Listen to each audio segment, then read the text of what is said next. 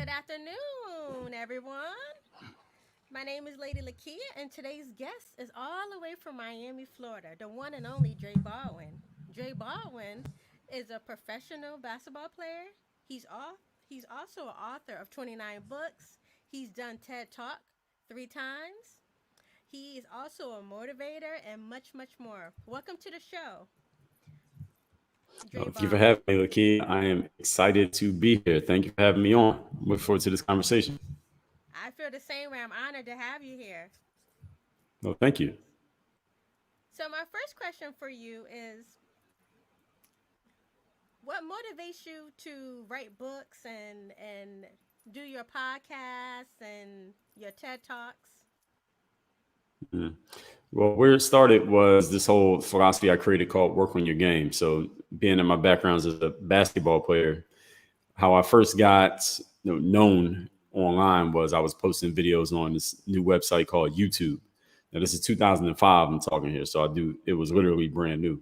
Now, all I was posting was just me on the basketball court practicing. So, of course, I started to draw an audience of basketball players. They just wanted to learn how to play ball. But after a few years, these players, they started asking me about my approach, or they would ask me about my background because I would tell a little bit of my story. I would respond to the comments and stuff like that. And I would tell them, well, I only played 1 year in high school. I walked on in college. That means I didn't have a scholarship offer. Nobody knew me when I came to college. And then to play pro, because at the time I was playing ball already. I was playing overseas though. So it's not like you knew me from TV. So when people saw me on YouTube, they didn't know me from overseas because people in America don't watch overseas basketball. But they saw that I could play and they saw that I could explain how to play. So when they found out about my background, they just started asking me questions about, why'd you keep trying, or how do you have the confidence to perform when it matters, or what kept you going when you face setbacks. So I started talking about these mindset things like discipline, showing up every day, being confident enough to put yourself out there, or being mentally tough enough to deal with setbacks and keep going, or how to have the initiative to make something happen. If nothing's happening in your life or in your business or in your career, how do you go out and create opportunities for yourself? So I started talking about those things, these mindset strategies and principles. And the people who were watching me said, man, like, I really like the way you explain that. They came to me for basketball, but what they ended up getting in addition to the basketball was the mindset stuff.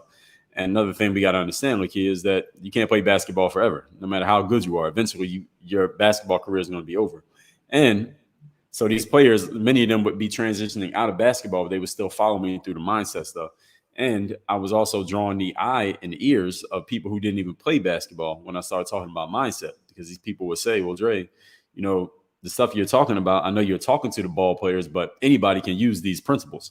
So that planted a seed in my mind. Okay, when I get done playing ball, I can take this little piece, this mindset piece, and I can teach this to people who don't play basketball. So that is what planted the seed for what became the TED Talks, the books, I guess what some people call motivational speaking. All of that was sourced from me talking to athletes about mental game tools and how that was just as important, if not more important, than their physical ability to, run, jump, shoot a basketball, etc. So that's where it came from. Wonderful. What advice do you have for future basketball players? Man, well, that's a very deep question. I could write a whole book on that. So it depends. For a future basketball player, let's just say, well, give me some context here, Lakia. How old is this player? Where are they playing at right now? And what are their goals?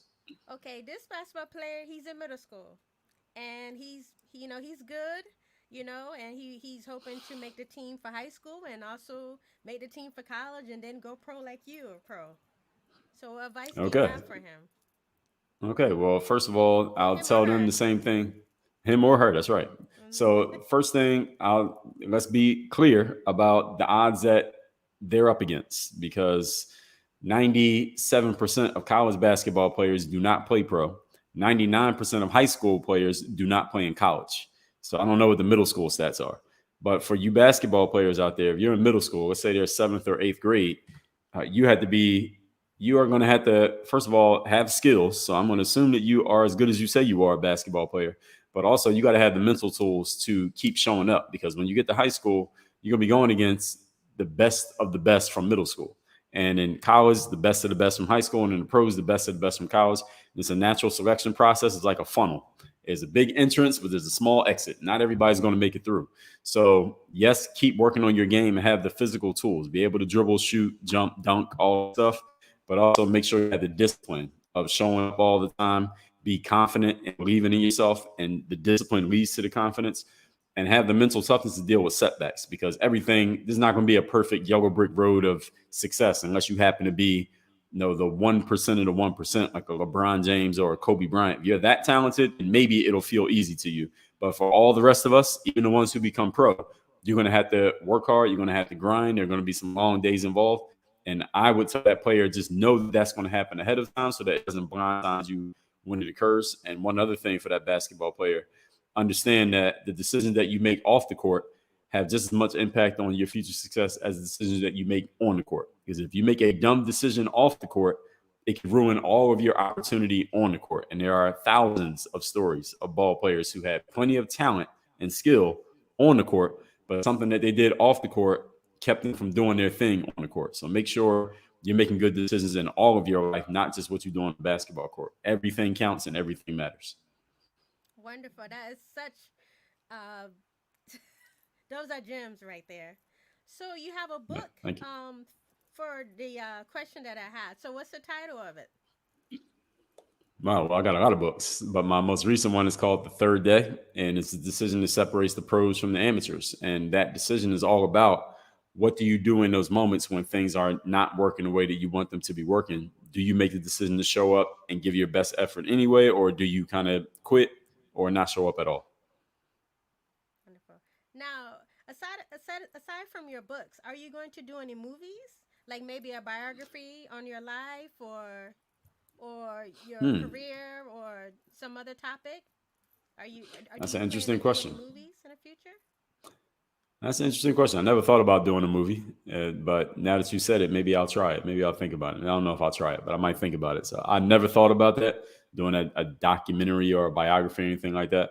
I don't know. The demand would have to be high. There got to be a high demand for that, because from what I hear, it takes a lot of money to shoot a movie. So that's as far as I know right now. Yes, because I know your books are successful. So I know if you distribute a movie or a couple movies, that come on now, that's even more income for you. You know? Okay, Yeah. so let me ask you this: are the people who read books, do people who watch movies also read books? Because those are the Yes. people who I'd probably be getting into. Yes. Well, the people I know, they read the book before they watch the movie. So yes, Right. to answer your question, Okay. I'm even Okay. one of them. I have to read the book first before seeing the movie, so I can All understand right. I what's got to put going that on. on and so forth. All Yes. right. So, Key, I'm gonna put that on my list. The consideration of writing, doing a movie. Yes. So tell me about your podcast. How often do you broadcast? Is it every day, once a week, on the weekends? Yeah, so my podcast is called Work on Your Game, and it is all about taking these same mental tools that I just explained: discipline, confidence, mental toughness, personal initiative, and just the strategies, the accountabilities, mindsets, insights, tools, and techniques that help people become the best version of themselves. But it's a real talk, straight talk conversation. This is not, there's no sugarcoating, there is no coddling, and we get down to business every episode of that show, and the show comes out every single day. We are on episode, I think today was episode 2047. So it's come out every single day since 2016. It's a solo show, it's just me. No guests. Wow. Do you have a gym in your area, or do you plan to open up one? Because I know you're athlete, but I was just wondering if you're going to be opening up a gym or if you have one already. Man, so TED Talk, speaking, books, now movies, now gym. Now you giving me a lot on, you putting a lot on. I don't do all that at the same time. So I've never considered open up. If I did open up a gym, one thing I do want to have is have like a maybe like a building for my company to where maybe people can come in and we can sell merchandise and stuff. Maybe a gym would be part of the facility, but that's not something that's imminent right now. But as far as gyms, I mean, I have access to gyms, but not gyms that belong to me. I go to the gym and work out, but my own gym, I have, that's not something that's imminent, but it is something that I would enjoy having. So that's another thing I got to put on my list. So you give me a lot of ideas here already. Yes, because once you open that gym, people are gonna come. They're gonna come in drones. They can say, "Oh, Dre Baldwin. Oh, we're gonna be there." That's They hope right. to see you too. That's right. They got to watch the movie. They got to join the gym. They got to read the book. It's going to take over their whole life. Exactly, and then you can spread out and have them at different locations as well, you know? Yes. Exactly. So, do you plan to write any other books? And if so, are you in a process, or you want to focus on another venture that you have? Yes, so I do plan on writing more books. I always have more book ideas. I could take, almost every episode of I've ever put out, even my own podcast, and I can make it into a book. And that's 2,000 episodes right there. So I do have a lot of book ideas. I got a couple that I just haven't gotten around to finishing off, but the material is already written, is already put together. So I have plenty more books in me. It's just not the third day just came out a couple months ago. So that's the one that I've been really pushing and focusing on the most right now. But in the future, yes, there are more books absolutely coming. That's so awesome. So, do you ever visit your former alma maters to, like, perhaps like mentor the students, or just be the speaker or do the graduation commencement? Do you go back, or do you plan to? That's a great question. I went to Penn State Altoona, which is one of the 23 branch campuses of Penn State University, and because I'm from Philadelphia. So I actually reached out to them, the school, in 2014. So this is right when I was starting maybe 2015. And I was just starting my speaking business. I had already done a TED talk or two, and had already put together this whole framework of work on your game, what I just explained to you. And I'd already been playing overseas. I had my career. I had a resume even by that point. And I actually met with some people from the school because they were actually down in South Florida on some other business. I met with them, talked to them for an hour or two, just about my background and all that stuff. They just wanted to put a name to the face, or a face to the name. And we talked and all that stuff. And they actually did put in an article. They did an interview of me. They put it out to the alumni newsletter, like all the alumni from the school got to see the newsletter, the email. And a bunch of people I went to school with who I hadn't heard from in a decade reached out to me like, "Hey, Dre, I saw you in the email," and all that stuff. So that was cool it lasted for like one day, because what happened is somebody, we don't know who, somebody who for whatever reason might have had a bone to pick with me. Maybe they had some beef with me from back in college. They reached out to the school and said some negative stuff about me to somebody who told somebody who told somebody, and they just didn't want to deal with me anymore after that. So that's the last I heard from that school. So to answer your question is yes and no. So that's where we're Oh, at. that's so terrible. Well, Yes. it's not terrible for me. It's terrible for them. Terrible for the Yes. students because they don't get any direct game from anybody who's going to tell them what they really need to know. I don't know who else they brought in, but that's what happened. But nobody ever asked me that, so that's a good question. Yes. We would love to see you, at commencements and so forth. That'd be awesome. Yes. Yeah, me too. But I don't that kind of school. That school is very. Let's put it like this. That's Altoona, Pennsylvania. I don't know if you ever been there, but it's very white, and I Yes. think I'm a little bit too edgy for them. One of my professors, she graduated from there, so I know exactly what you're Okay. saying. Yeah, I'm a little bit too edgy for them. That community. I mean, there's nothing wrong with white. I got a lot of white friends, a lot of white people I do business with, but nah, it's not gonna work. Yes. So my next question is, a lot of young men don't have fathers. Yeah. So what advice do you have for young men out there to keep them on the right path to success, such as yourself? That's a really good question. So for me, I was fortunate enough to have both parents at home. I had my father at home, and had a relationship with my parents are still together to this very day. And for the young men who don't have fathers, it's to go find positive father figures that can be in your life, and they don't even have to be. It doesn't even have to be in person. You only have to know this person, because I have a lot of young men who say to me, "Dre, like, you don't even understand how much of an impact you had on my life," because even they will say, "Look, I didn't have my father in my life," or "I did have my father, but you're like, I'm a little bit younger than their father, so you're kind of like the uncle or the big brother who could kind of set me straight and tell me things that I really needed to hear, even if I wasn't talking directly to them. I was talking to the camera, but the message really touched them." Or they would say, "No, I had my father, but you're another version of it," or "I didn't have my father, and you've been that person who kind of give me that straight talk, that real conversation that I really needed to hear about myself and my life." So for the young men out there who don't have that father figure, is go find one. And these people can be virtual mentors of yours. So this is why it's great that we have the radio shows like CT Jamz, like that we have podcasts, that we have books, we have Instagrams and Facebooks and YouTubes. Now, we know there's a lot of nonsense on these platforms, but at the same time, there's also some very quality, substantial stuff too. And the young men who are looking for those mentors, they have to be conscious and they have to be intentional in going looking for that positive influence from somebody that's actually going to give them something that's going to help them. And people like myself, and there are many others, we have to be intentional about making sure we're giving a message that is going to be positive and useful for them so that when they hear it, they're like, okay, this guy can actually help guide me somewhere that I want to go. So that's an opportunity that we have every time we turn on our cameras or turn on our microphones or we post something, that there's somebody looking at that is they can be influenced by us because of the status that we have. So we got to take that seriously at all times. I love the advice. My next question is, what advice do you have for those young ladies that didn't grow up with a father? Mm. Like in That's a terms great of question.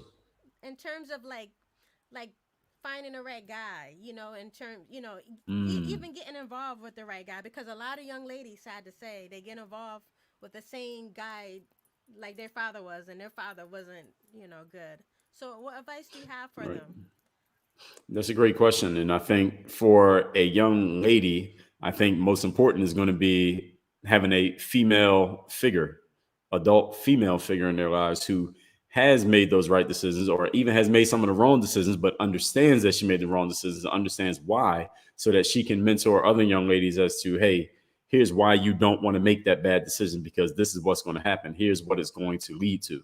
So I think for the same way that the young men need a man that they can look at, it should be a role model for them. The young ladies need a woman that they can look at. So whether that's their own mother or it's some other woman, adult woman who can show them the ropes and say to them, listen, this is what you want to look out for with certain types of men because XYZ. And they can explain it because they've seen these things already. So I think for all young people, they need someone of their same, someone who looks like them, walks like them, talks like them, who has made the mistakes and done the positive things, who can show them, here's the mistakes that I made that you don't have to make, or here's the things that I've seen that now you'll know better because I can tell you about them before you run into them.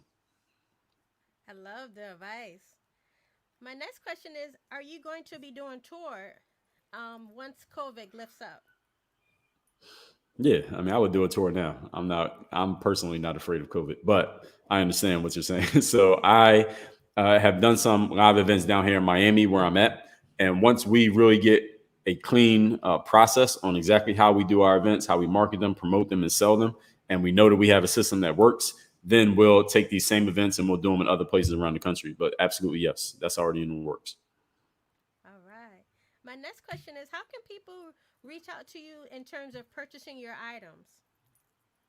Well, sure. Well, my books is easy. You can just go to, if you want to get my latest book, thirddaybook.com is the link. I can give you the link and y'all can post that wherever you post. And that link is right there on if you follow me on Instagram, is right there in my bio. And all my other books, actually, once you get that book, you'll be on my email list and I'll be sending you email and you'll know about my other books as I'll tell you about them and I'll tell you to go buy them. So let's just start with the first one, which is thirddaybook.com. That's my latest book. That's that red book you see right there in the middle. That is that book, Third Day. I actually got it right here. Right here. So you can get this at thirddaybook.com. The book is free. All you're going to do is pay for the shipping. So you actually don't even have to purchase the book. So you just pay for the shipping and I'll give you the book free. Or if you want to purchase it, you go to Amazon and you can pay for it. But I'll give you a better deal if you get it from me at thirddaybook.com. All right. Do you have any closing remarks for the Yeah, audience? for everybody out there, it's just remembering that the most important thing about you in life is your game, the results that you produce, and the performance that you give every single time out, because that's what you get paid for. That's what people judge you by. And that's going to be the determining factor in how far you go or if you go anywhere at all. So make sure that your game is tight, make sure your performance is tight. Make sure you are consistent because that's really what people want from you. They don't want the up and down, random. We don't know what we're going to get from this person. They want consistency. We know exactly what we're going to get from him or her on a consistent basis. So have game, be consistent, show up all the time, do what you say you're going to do, and you build a reputation around that. And you can trade on your reputation, meaning you can trade that for money. Not give up your reputation, but you can sell your reputation for money because people know what they're going to get.